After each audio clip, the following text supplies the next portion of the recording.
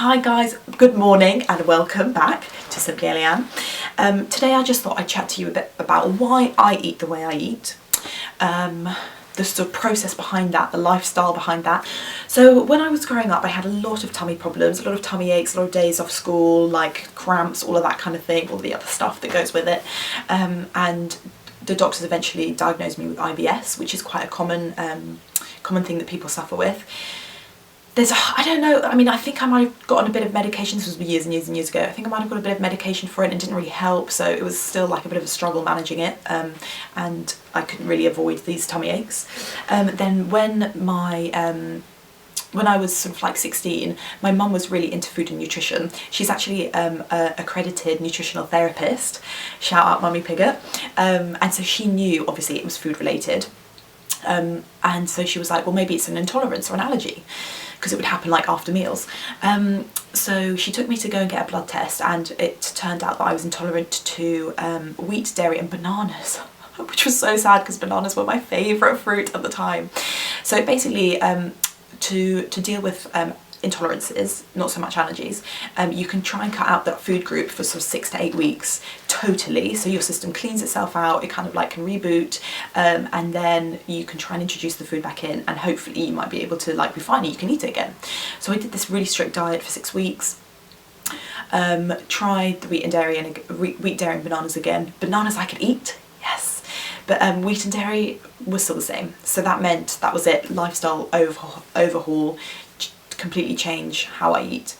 So my mum was incredible at this time, making really delicious food and meals for the whole family, just like that I could eat, so I didn't feel like I was missing out then. But obviously it was hard, like going out for meals with friends, and not being able to like get the pizza if we were going to Pizza Express, or like going to stay at friends' houses and having to be like, I'm really sorry, I can't eat that. That was obviously really difficult, and I guess I just had to kind of like just get over it.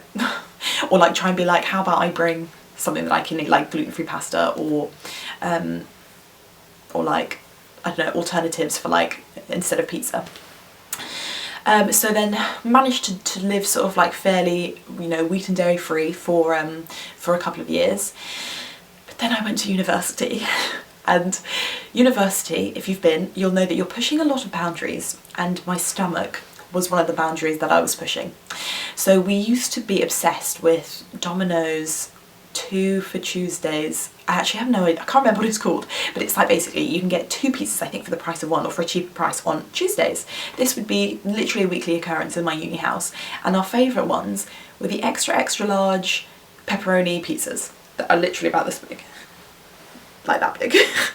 Way bigger than my head. There's definitely a picture of me sitting in front of 4 of them, and I think there was only 3 of us there eating 4 extra large pizzas. Anyway, that's another story. But so I kind of like ate how I wanted to at university, and just kind of like dealt with the problems and the bloatings, and just like wore baggy clothes and that kind of thing. But then it got to after university, and you start sort of like working and that kind of thing, and I was like, actually this is really unsustainable. Like I can't be working like a job, or like trying to do loads of stuff with my day with like awful stomach cramps, like not knowing what's going to happen to my tummy any day. So that's when I sort of like got stricter. When I did start getting stricter, then it was really easy to carry it on, because I just noticed such a difference in how I felt. Like the tummy bloating went totally down. I slept so much better. My skin and my hair got better. My nails got better. My energy generally was like better, and I didn't have mood swings. I didn't get grumpy because I wasn't suffering with tummy aches. So obviously still had lapses every now and then, but on the whole, once I was eating a healthier diet and looking after myself more, the lapses kind of didn't happen as much, because I would just like, it would just be even more obvious how bad it would make me feel. So that's a little bit about the story. I also want to say that it's not just the food that was really important to me, it's the whole lifestyle of like being healthy that I'm really passionate about. So it's like also, as well as like the food, it's like making sure that you allow enough time to sleep, and making sure your sleep routine is really good, exercising regularly. Those are also really important for me, and I'm known within my friends as being the grandma, because sometimes it will hit 9 PM and I'll be like, well, it's my bedtime guys, I'm gonna go. But it is really important to me. And then obviously I do have nights where I stay out till, you know, till I'm feel like I want to go home. But a lot of the time I am just like, I have routine and structures in place, because that's just what I love. That's what I love. I love being rested and being able to get up and feel like I can have the most productive day because I'm well rested and like well fed and that kind of thing. So yeah, that's a little bit about why. I hope that's been a bit helpful. Well, I think that's it for the day. I hope you guys have a really good day, and let me know, like, subscribe, like, let me know what you do, what you eat in the day, or if you have any questions, please just like ping them through and I will do my best to help you. And I will see you next week. Bye.